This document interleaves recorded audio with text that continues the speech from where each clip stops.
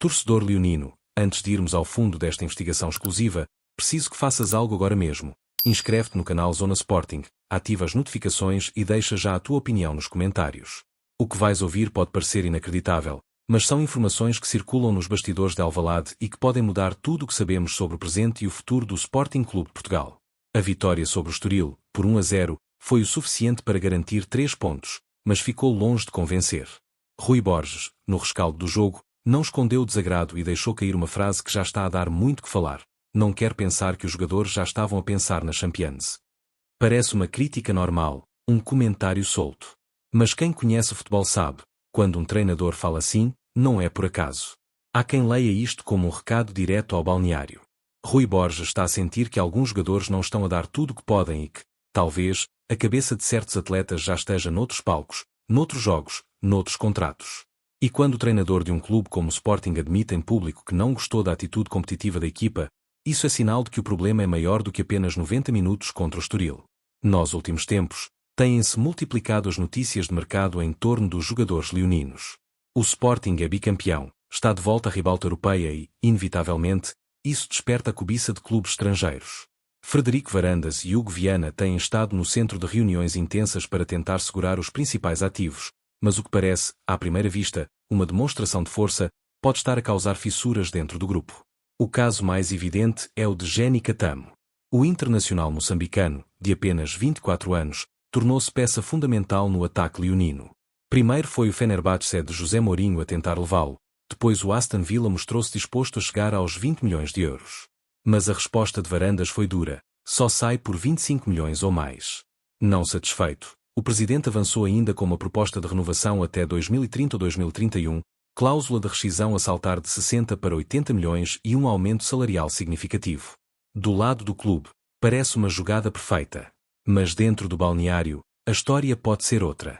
Quando um jogador recebe um contrato tão generoso, os colegas inevitavelmente comparam, comentam, questionam. Será justo que Gény tenha este estatuto acima de outros jogadores mais experientes, como Pedro Gonçalves ou até Gonçalo Inácio? Não haverá o risco de criar divisões no grupo. E aqui voltamos àquela frase de Rui Borges. Porque falar em apatia, em falta de energia e até insinuar que alguns já estavam a pensar no jogo da Champions pode ser lido como um aviso. O treinador sente que há jogadores distraídos, talvez deslumbrados, talvez mais preocupados com negociações do que com a luta dentro das 4 linhas. As informações que chegam de Alvalade confirmam que o clima não é de plena harmonia. Nos últimos dias, Varandas e Hugo Viana reuniram-se com empresários de vários jogadores. Os temas foram renovações, blindagens de contratos e aumentos salariais. Não falamos apenas de Gény, nomes como Pedro Gonçalves, Trincão, Ousmane Diomande e Gonçalo Inácio também estão na lista de prioridades. O objetivo é claro, segurar os pilares da equipa para o futuro. Mas cada renovação destas mexe com equilíbrios internos, mexe com egos e mexe com expectativas. O balneário leonino é, neste momento, um caldeirão. Rui Borges tenta manter o foco na competição, mas percebe que há demasiado ruído fora das 4 linhas. O Estoril pode ter sido apenas um alerta. O treinador sabe que não pode entrar em campo contra o Nápoles, na Liga dos Campeões, com uma equipa desconcentrada. Porque se a atitude for a mesma, as consequências podem ser desastrosas. Por isso, há quem diga que Rui Borges escolheu as palavras de forma calculada, foi uma mensagem pública para os jogadores, mas também um recado indireto para a direção. Como quem diz, blindem contratos, sim, mas não percam o grupo pelo caminho. Porque de nada adianta cláusulas de 80 milhões se dentro de campo a equipa entrar sem alma. E é aqui que está a verdadeira bomba. A operação de renovações do Sporting, que parecia apenas uma estratégia normal de gestão, pode estar a criar tensões internas que poucos imaginam. Cada negociação é uma faca de 2 gumes. Por um lado, garante futuro. Por outro, pode minar o presente. O que Rui Borges deixou escapar pode ser apenas o início de uma crise silenciosa. Uma crise que se esconde atrás de vitórias magras, mas que pode explodir a qualquer momento. E tu, que estás a acompanhar este vídeo, acredita, isto é apenas a primeira parte. Porque no próximo bloco vamos falar de uma novela ainda mais explosiva. O caso Yerma Hernandes, a história que parecia encerrada mas que está prestes a reabrir e que pode abalar de vez os corredores de Alvalade. Por isso, antes de continuares, não te esqueças, inscreve-te no Zona Sporting, ativa o sino e comenta já o que achas desta guerra silenciosa que pode estar a crescer dentro do nosso clube. E agora chegamos à parte mais explosiva desta investigação, Yerma Hernandes. O nome do jovem extremo espanhol voltou a surgir em Alvalade, e a verdade é que esta novela está longe de estar encerrada. Depois de uma das janelas de transferências mais mediáticas de que se tem memória, onde o Sporting tentou, sem sucesso, garantir a sua contratação junto do Deportivo da Corunha por mais de 30 milhões de euros, muitos pensaram que o caso estava acabado.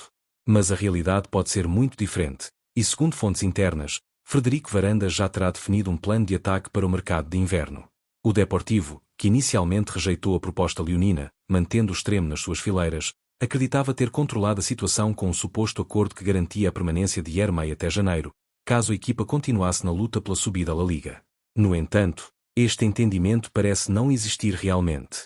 O jogador continua a ser cobiçado e, como revelam contactos recentes, recusou propostas de clubes como Nápoles, AS Roma, como e Borussia Dortmund. Isto significa que o Sporting tem uma janela aberta para voltar à carga e, desta vez, com mais poder de negociação e argumentos desportivos para seduzir o extremo. E é aqui que a história ganha contornos ainda mais interessantes. Integrar Yermay nas alas do ataque leonino não seria apenas uma contratação estratégica, seria uma verdadeira mudança de paradigma.